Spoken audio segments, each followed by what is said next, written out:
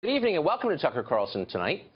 Friday's inauguration looks like it could be a protest event for the ages, with thousands of anti-Donald Trump agitators descending on the city. And why wouldn't they? Advertisements posted in more than 20 cities have been recruiting paid protesters to come here to D.C. and help disrupt the inauguration. The group Demand Protest, which describes itself as, quote, the largest grassroots support organization in the United States, says it will pay professional protesters $50 an hour in addition to a $2,500 monthly retainer to support their efforts. We're joined now by Dom Tullipso, Director of Operations in Los Angeles for Demand Protest. Dom, thanks for joining us tonight. Yeah, no problem, Tucker. So this is a sham. Your company isn't real. Your website is fake. The claims you have made are lies. This is a hoax. Let me start at the beginning, however, with your name, Dom Tullipso, which is not your real name. It's a fake name. Well, we ran you through law enforcement level background checks, and that name does not exist. So let's start out with the truth. Tell me what your real name is. It's Dominic Tullipso. It's L's are silent. That's a lie, and you know it's a lie. And we asked you for ID at the Los Angeles Bureau, and you said you didn't have ID with you. But doubtless you have a wallet on you. Every grown man does. Hold up a credit card. You can cover the number to our camera and show us any piece of documentation with the name Dominic Tullipso on it. And you can't because that's not your real name. Sure. Absolutely, I'll do that in just a moment. I might just begin with wondering, Tucker, you're not accusing me of being a hoax, are you? I'm saying that your name is fake and this company is fake and that the claims you've made on your website are false. And so my question for you is why?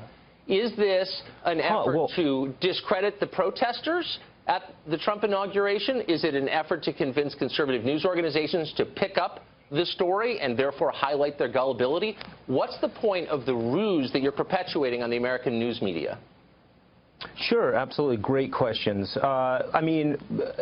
Basically, there's no way that a legitimate news agency would have somebody on that didn't really know what they were saying or was just kind of talking out of their behinds. There's a certain amount of vetting that goes on behind every news organization. So I would assume that I wouldn't be given airtime on a national stage unless I was legitimate. Well, I'm vetting you right now, and I'm beginning by saying you are not legitimate. You are lying. We know that. You have fooled other news organizations. You did not fool us. And my question is, why are you doing it? And I guess let me just satisfy our viewers who may be thinking, well, maybe we're miscalling this. On your website, you claim that you pay a retainer to 1,817 operatives every month. Now, if that were actually true, that's $54 million a year you're spending just on retainers. It's another $30 million a year if you're paying them for 6 hours a week work. That's demonstrably silly. You're not doing that. No, we're actually doing $80 million a year. So I don't know quite where you got those numbers, but those are definitely obviously dated. I do want to mention the fact. Wait. So hold on. You're not conceding that this is a hoax. You're saying that this is a real company that's engaged in the activities you say it's engaged in. Absolutely. That you're hiring protesters. That you have 1,800 of them already on retainer for $2,500 a month, and that you're affecting American politics by doing this. Yeah, we actually changed our mind, though, about we're no longer actually going after Donald Trump. We're actually going after the protesters at the inauguration. So we kind of changed our minds actually recently, and that was a result mainly of the enormous amount of hate mail that we received. People, making death threats, and they basically just really talked us into changing our position. So what we're doing now is we're actually protesting the protesters. Okay, but that didn't happen because you don't have a physical address, because you don't have a real office. Your website was just put up. Your Facebook page, same thing. You haven't been receiving hate mail because you don't exist. Okay, so if you do exist, why don't you give me some evidence that you're real, beginning with your actual name, which is not Dominic Tullipso.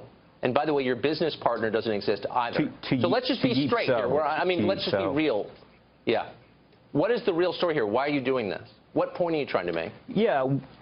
the main point basically is that we are greatly supportive of national treasures such as Julian Assange, Edward Snowden, Peyton Manning, right. And we really support their efforts to really get the truth out there. And in the case of the current client that we have right now, that client is very interested in releasing the Roswell papers.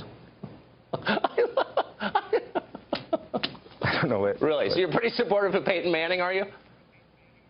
Extremely, yeah. Yeah, you're not going to, I mean, obviously, this is performance art. I will say you're pretty good at it.